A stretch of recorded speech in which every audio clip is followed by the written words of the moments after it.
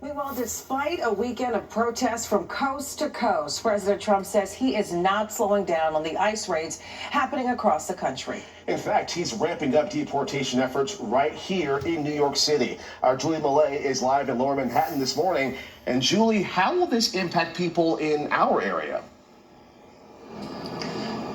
Well, Justin and Vanessa, here in New York City, we may soon be flooded with more ICE officials and more deportations. President Trump saying he's targeting Democratic-run cities like ours for their next wave of deportation efforts. This is exactly what he said in a post on Truth Social. You can see it on your screen there. The president called on ICE officials to, quote, do all in their power to achieve the very important goal of delivering the single largest mass deportation program in history.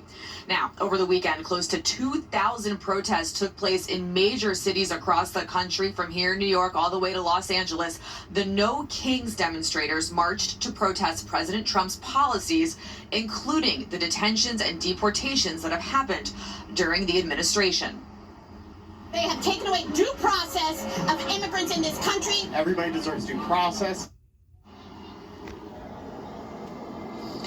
The Trump administration has directed ICE to pause arrests happening now at farms, restaurants, and hotels, saying they are seeing negative impacts from the deportations happening at those businesses in those industries. Now back out here live, we might not be done with the protests yet.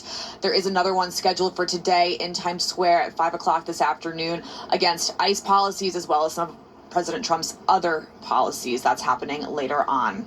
In Foley Square this morning, I'm Julie Millet, Pix 11 News. They're definitely ramping up. Julie, thank you so much for those details. At 6:09, let's take a look outside.